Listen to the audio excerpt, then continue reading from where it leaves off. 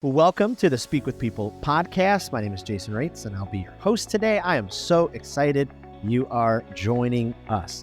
As a reminder, this podcast exists because words matter, and we believe healthy communication is oxygen for our relationships and leadership. So whether you communicate one-on-one, to a team, from a stage, from a screen, we hope that this time together today will encourage you, it will challenge you, it will inspire you, dare I say motivate you, to choose to communicate in healthy ways. Because when you do, we know that your world will be drastically better and it will improve through healthy communication. Well, we're in this series about our family, speaking with your family.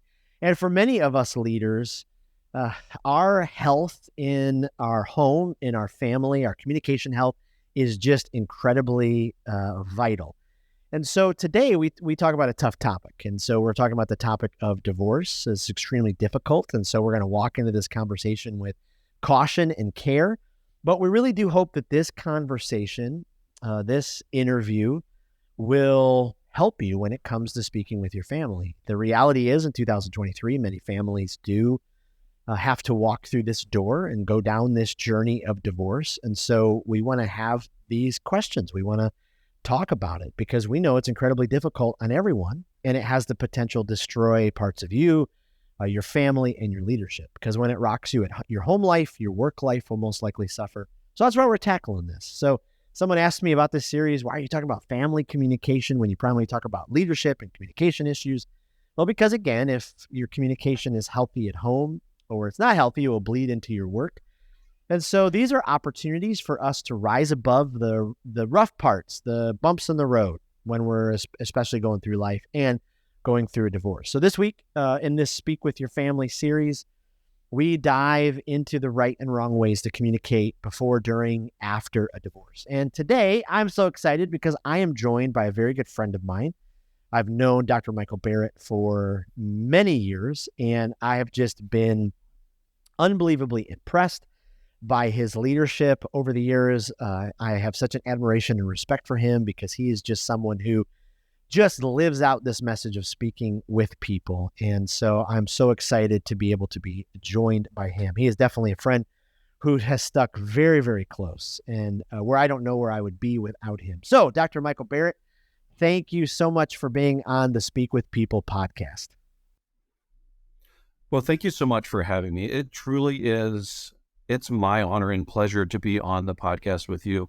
Looking back, most people can look back at a point in time in their life, and either it was a point or a moment in their life or a person in their life that truly changed the course and trajectory of their life. And I think for you, and I want to let all your podcast listeners know, like for me, that was you.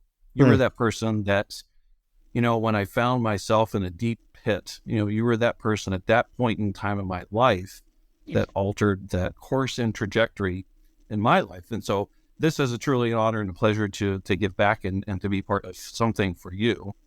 And thank you so much for your podcast, To Speak with People. I look back at education, and we get English in school. I may have taken a speech class, but we're not really taught how to communicate and how to communicate very well. So this is so crucial for any aspect of life, for any person, whether you're an employee or an employer, whether you're a pastor or just a parent. This is vitally important. And the information, the tools and the tricks that you are providing, hopefully will keep somebody from heading down to this deep, dark pit called divorce. So thank you. Well, thank you, my friend. I appreciate that. Well, before we head into the conversation and kind of dive into this week's topic, I just wondered, can you tell us a little bit more about yourself, a little bit your story, just to kind of fill in our listeners on that? Sure. So I'm a chiropractor. I grew up outside of Western Pennsylvania, a small town called Beaver Falls. Most people only knew it because of Joe Namath. So for those of you listening from Michigan or from Florida, yes, I'm a diehard Steeler fan, Penguin fan, Pirate fan. I went to school at Penn State, so I moved to Chicago. That's where I went to the chiropractic school, ended up practicing there for a short bit, moved to Indiana. That's where I met my first wife. We got married, eventually moved up here to Michigan in 2005. Been up here since that point in time, so 17 and a half years.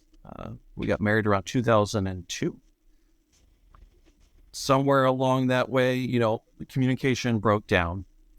The marriage began to fall apart. We found ourselves in a series and a progression of time of divorce from 2010 until about 2014 when it was finally finalized. And so that was a long, hard stretch. We have two amazing kids that I can no longer call kids anymore because they are 18 and almost 20 now. So they're now young, awesome adults. So now, roughly almost 2 years ago, I got remarried. And so now we're navigating those changes as far as new family dynamics, new changes. So here I am. Love it. Love it. And, it was a pretty great wedding ceremony on the beach in Florida. It was one of my favorite ones to officiate. It was pretty great. I think it was pretty awesome. The weather was fantastic. And anyone considering getting married, I would highly recommend keep it short, keep it simple, keep it way less stressful. Just pick a nice little area on the beach, get married, and it greatly reduces cost and stress. And I do have to say, you and your wife have an amazing part of your family in Sir Edward. I mean, I was thinking about the other day, he should have his own Instagram, page. I mean, he's pretty amazing. I've said that for a while now, and I need to get on that because he is well known. I think people in town know him better than they know me.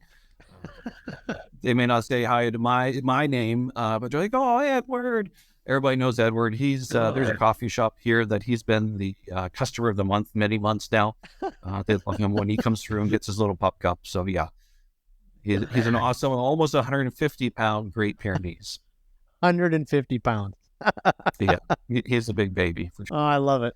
I love it. That's fantastic. Well, I appreciate it. And just appreciate you being willing to kind of walk us, through some of your story and some of the things that you've learned. So just kind of going back, in time as you were walking through the divorce, take us back to the beginning.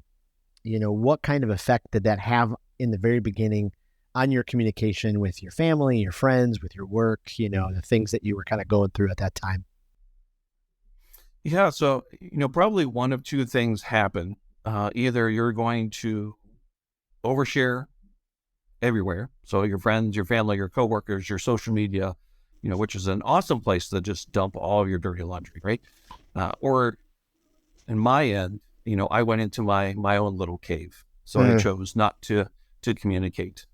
You're going through so many different emotions, from sadness to frustration to anger to confusion to anxiety and fear about what the future is going to hold.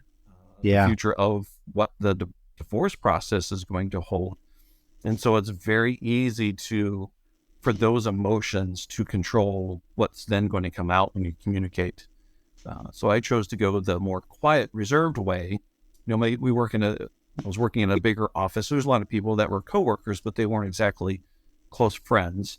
And I didn't want to be that person that, was just going out and trying to tell anybody that would lend an ear what was going on and who was at fault and this, that, and the other. So there was only just a couple of very close people that, knew those details.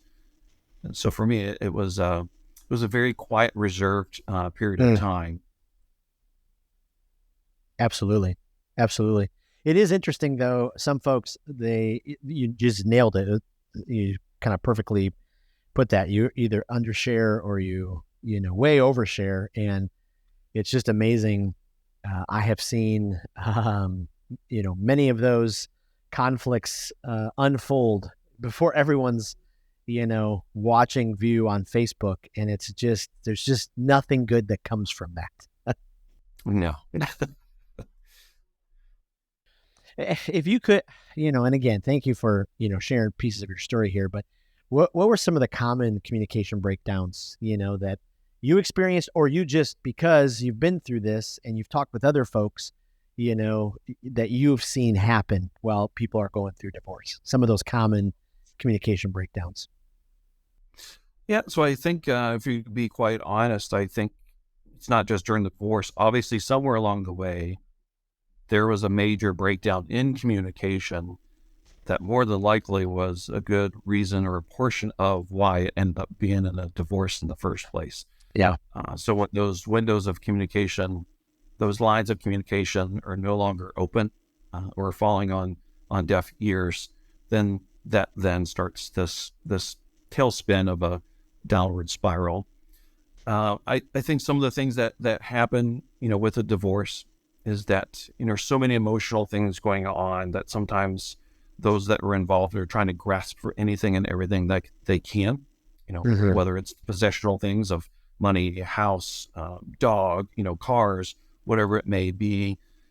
Those emotions tend to go first and forward, and they really, it's more about what's in it for me versus how can we get through this. Like, okay, obviously the marriage didn't work, but how can we do this and pull this apart fairly? And I will say that, certainly when there's, if you're doing it without legal help, it's a little bit less fire on there. When there's lawyers involved, what may have been a simple phone call, a simple text, a simple message or an email, definitely the fire, the heat of the moment tends to get revved up a little bit more. And I noticed that when we were trying to work out things prior to attorneys getting involved, that it was handled a little bit more amicably versus then when the attorneys got involved. So Right. So that changes the dynamic. And I will say, whenever, because there's so much emotion that's going to be charged up in this, that a lot of times it may be better for a phone call versus a text or an email. That you're having different emotions that you're going to read a text or an email differently. You can't hear someone's inflection in their voice. You can't see their facial expressions. Yeah. That you may take, like, what does this mean? And what do you mean? Like, and so I would say just take a step back. Sometimes it's just better to reply with an okay versus a long-winded message that's going to just fuel even more to the fire. Yeah. Ooh, absolutely. And that's so true, right? Across every situation, relational situation. We get so upset with someone and we want to fire off that mean, aggravated, angry text and take a step back, put the phone down, breathe. I can't tell you the number of times, and I had learned the hard way is that, I would say about this whole long thing, and right before I hit send, it's the meme of the Holy Spirit, like clamping someone's mouth shut, that I just would end up deleting the whole thing and just literally replying with, okay. Yep. Because it just wasn't worth, creating more anger and more animosity. Yeah, absolutely. Absolutely. Let's go back for a second. You talked about just that dark season where you kind of just went inward. How did the pressure, the stress, the weight of all of this, just affect, if you can remember back in those, your communication, even when you would go to work or when you were communicating with other family members or friends, did you get called out by anybody that was just like, hey, you really went inward, can you walk us back to just, how did that affect your overall communication? I think for me, I grew up, my parents were married, 53 years before my mom had passed. So divorce was not on the table. That was not an option. And so when you're going through it, you're going through a lot of emotions like, I failed, I'm a failure, ashamed. You just go through so many different things to where you don't want to communicate because you just feel like you're either going to be ridiculed for what happened or made fun of, or, here you are, this outstanding, doctor in town and look what happened, Yeah. So a lot of that just sent me into this inward dark to myself period of time, which isn't helpful because you're supposed to be, it's going to affect every aspect of your life, your work, Right. Your communication, your time with your friends. They're in a sense that something isn't right. And then everything you do goes from in here out through here. So whenever you do come across certain situations, you may fire off things that are not lined up for the situation. It's because what you haven't dealt with was what's in here. Mm. Yeah, absolutely. You kind of hit on it, a little bit about, typing something out and then putting it down or deleting it. But in all these situations, it's not one way or another. But like you talked about, emotions get stirred up. We get angry and agitated, and one person does this and one person does that, and then there's hearsay. Like, is it even possible to refrain from hurtful and disrespectful and demeaning words? Through the process. I mean, what do you think from your point of view and vantage point? I think it's quite possible. I mean, I would like to think that I did that. It was not easy. But you have to check yourself before you wreck yourself. I grew up on hip hop, so that's or check yourself before you wreck others. Yeah. And I will say two things. That number one, if you're a Christian or a Jesus follower, like you have to love your enemies. And at this point in time, you're going through a heated divorce. That is your enemy. You have to love them. Doesn't mean what happened was right. Doesn't mean that you're wrong and they're right, or vice versa. But you have to love them, and you have to, what would Jesus do? And I would say even more so when there's kids involved. Man, you have to. I probably have a lot of scars inside of my mouth for biting my cheek, biting my tongue. It's so important for two reasons. Number one, they were at such a critical age that they're learning how to behave, how to act, how to interact, how to communicate based on what you're doing. Yeah. So if they're sensing mom and dad are fighting and oh my goodness, it's like oil, water, or fuel on a fire every time they're together, this is what you're teaching them to interact, or how to treat others down the road. And secondly, these kids came from both of you. So they are from both of you. So if you're going to talk down, if you're going to belittle, if you're going to be mean, if you're going to trash talk the other person, you're really hurting your kids. I mean, they are half of the other parent. So it doesn't matter who was wrong. It doesn't matter how guilty they were. You slammed them, you hurt them, you demeaned them.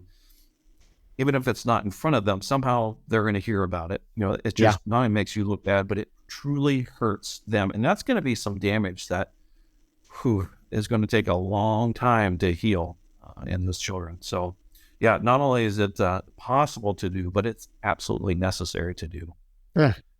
Because of that, anybody that is going through a divorce or just marital problems, I'm 100% firm believer in counseling and therapy. I think you've said this many times. Counseling or therapy is for the breathing. It means if you still have breath in your lungs, we all go through different things.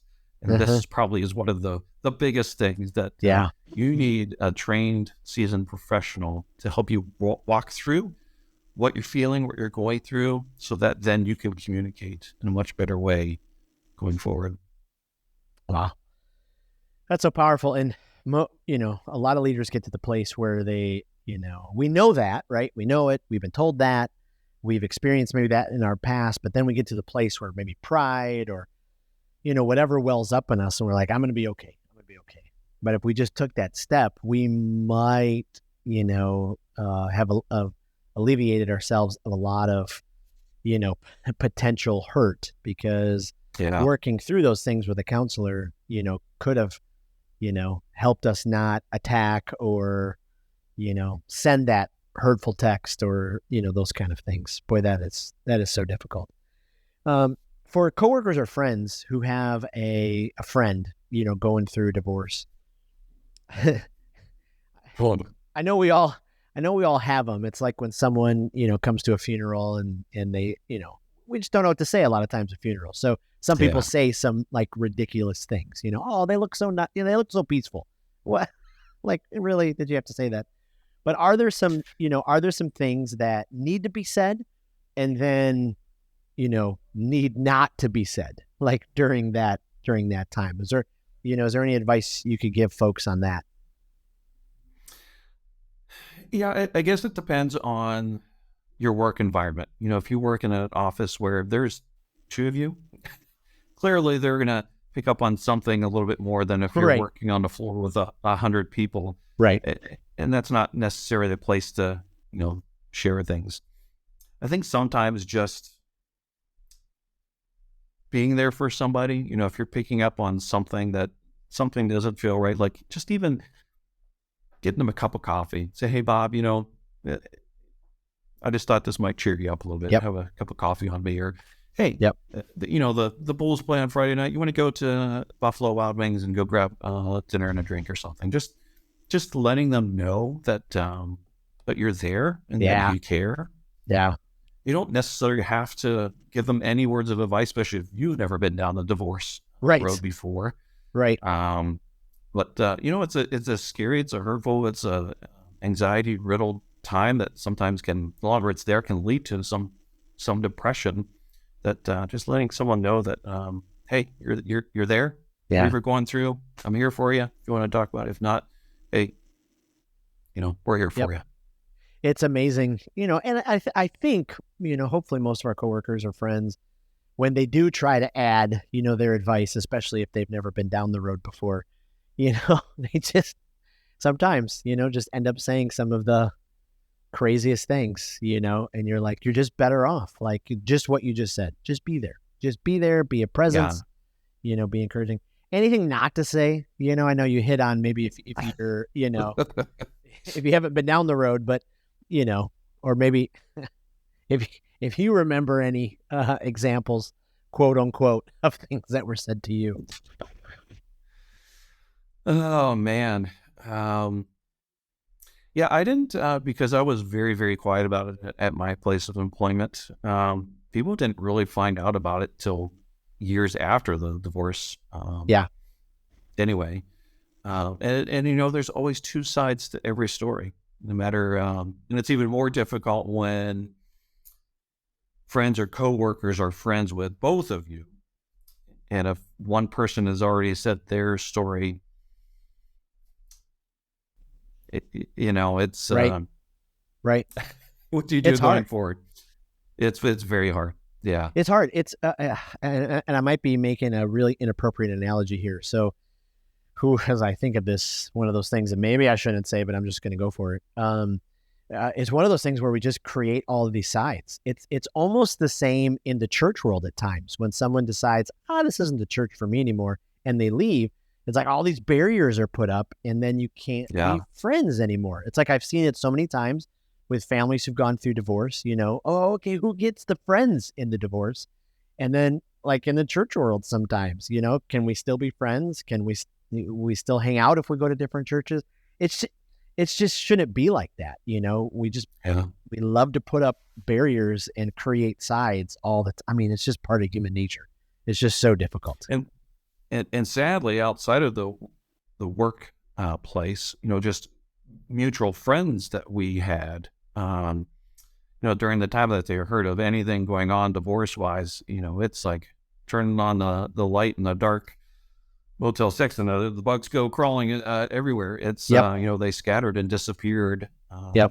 Just didn't want any part of either side. So yeah. What's some advice you would give someone who's, heading down that road and they've got to communicate, for the first time with their kids, what's going to happen coming up? Is there any advice you would give? That's that number one. You got to get yourself right first. You really do. I would highly recommend. If you're a Jesus follower or a Christian, I would highly recommend talking in depth with your pastor. I would highly recommend talking with a very experienced counselor, especially one that is dealing with divorce and family matters, because your words that you're going to say to your kids, you get one chance to say that, and that could it either make or break what's then going to happen afterwards. So just be there for them. Let them know that you love them, that both of you love them. But I would highly recommend doing some prep work ahead of time before heading into that position of speaking to them. For sure. Yeah. Is there anything that you learned about yourself through this process? Is there anything from did it change you? Obviously it changed you, but did it change how you communicated with people? Did it, after you went through this, this is a tough process and deal, What did you learn about that about yourself on the other side of it? Yeah, well, going through a lot of counseling, you really learn quite a bit about yourself, and you're certainly not what other people say about you, and you're certainly not what happened to you. As a Christian follower, you are who God says you are. That first of all, is the biggest thing, because it can be rather damaging. You start to feel like you're not good enough, that you're not worthy, that you're a screw up, that you're a failure. So you Right. do learn quite a bit yourself during this, and Yeah. that it will get better. It can't Yeah. rain, it can't storm forever. Right. Even though the biggest storm lasted for 40 days, it eventually stopped. Right. So it will change. It will Right. get better. But Yeah, isn't Maya Angelou who said every storm runs out of rain? I hope that's who said it, but I know there's a quote, every storm will run out of rain, like at some point. Like it's just it's just so terribly difficult. Any other pieces of advice you would give someone, especially, they're walking through it? I mean, you've given us such rich practical advice already, but is there anything that's like, the last bit of tools in the toolbox that you would say, really think about these things? I would say it's vitally important. It's critical to really assess who is your core.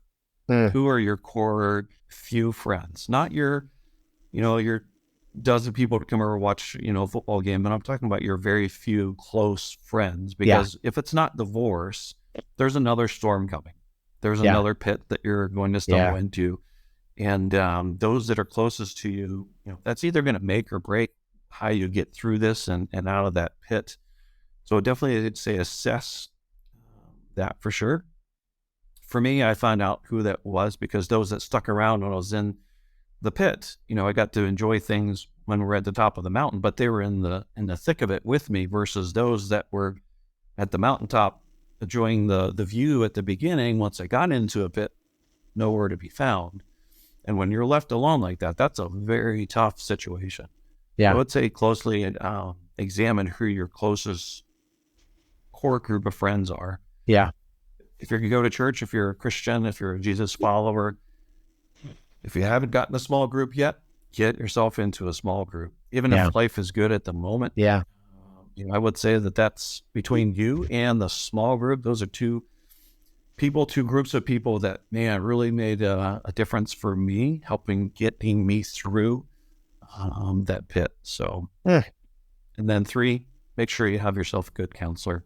Even if life is good at the moment, there's some things from your past. There's some things that you may have gone through that you felt like, I'm fine, all is good, that you may need to just start working through. That way, guard your heart. Everything you do flows from it. Everything comes out through your mouth. So make sure that you have your heart in the right place. Yeah.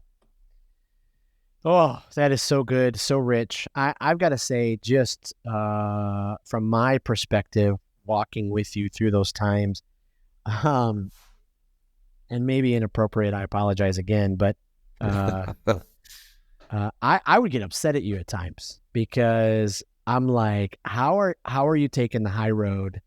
As your friend, as someone who just believed in you and loved you, I'm like, attack.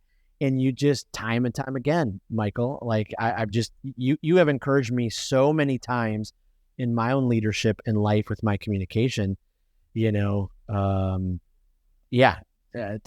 choose the high road, to over encourage. I think you are the greatest encourager I've ever met in my life. I mean, it's just incredible. I mean, you talk about how I was there for you. Like you've been there through me so many times. And we've talked about on this podcast before, people's encouragement tanks are not full. They're not 3/4 full. They're not half full. Like for some reason we think, nobody really needs those encouraging words and thoughts. Yes, they do. And you are the epitome of that. And so, I appreciate that so much. So before I let you go, what I thought I would do is ask you, a couple rapid fire questions. Sure. And then people can kind of keep getting to know you. But is there a book you've read recently that has had a great impact on you? Something that you would recommend to another leader? A book? No. I wish that I had the time for books. Yep. So I've found that I'm even reading like this, I forget the name of the app is, but it gives you like the Cliff Notes version, the Yeah, highlights that's of perfect. each chapter. So I can at least start getting my head filled with something. But I do like a lot more podcasts than books. The books that I'm reading, research articles, the latest in medicine and trends in Spine medicine. And that's management, sure. most stuff that will put most people to sleep. Yeah, that's what I'm reading. So I don't want to bore you with those details. Yeah. But I love that though, to be able to read those cliff notes, because you're right. Like those are so helpful. So podcast wise, what are some podcasts that you enjoy either for your leadership or just for guilty pleasure, and they just kind of fill you up? Yeah, it's funny, like different seasons of life. So when I was in that pit, I found myself trying to listen to any podcast I get my hands onto that was dealing with forgiveness and how to move forward and guardrails and all that stuff. And now that I'm in a completely different season of life, it's all about leadership and business. And so a good friend of mine turned me on to this podcast called Business Made Simple. Oh yeah. Yeah. And another one is Andy Stanley related leadership podcasts. The Global Leadership Summit is awesome. Obviously, the Speak with People has been absolutely fantastic because I'm trying to learn how to be a better speaker. I'm speaking in front of more and more people. So, yep. I mean that sincerely. It's an awesome podcast. Well, thank you. And then probably the most important question of all, brisket or pulled pork? Like which one would you choose over the other? Oh, man. I guess that too, different season of life, always used to be pulled pork. I'm on this carnivore diet. And so it's a lot of fat, a lot of meat. So I've switched to brisket. I found this Texas style rub to put on this brisket. Oh man, it's been so good. So I'm going to go brisket on that one. I'm so amazed that you're still on it.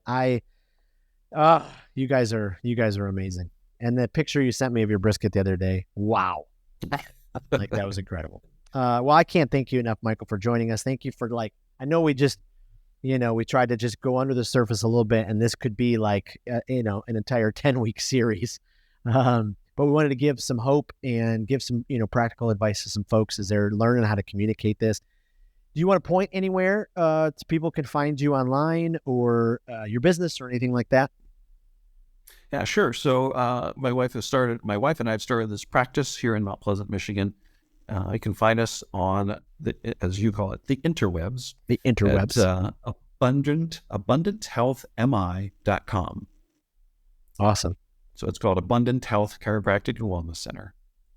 That's fantastic. Well, again, thank you, Michael, for being a part. Really appreciate this. I know this is going to help a whole lot of people, and just thank you for your heart and for sharing. So thanks again.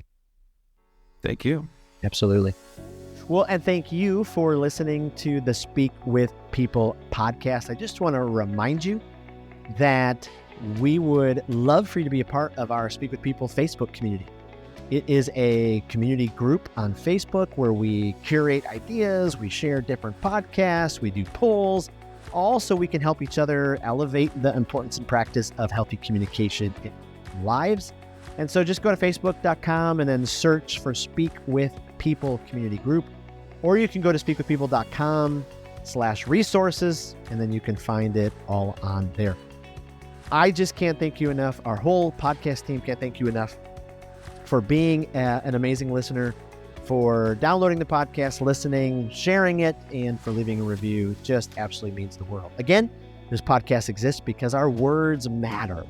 And we believe that healthy communication is oxygen-free relationships in your leadership. So whether you communicate one-on-one, on a team, from a stage, or from a screen, we hope that our time together today inspired and encouraged you to choose words that matter, because when you do, you really will speak life into this world that drastically needs it. Thanks again, and we will see you next week.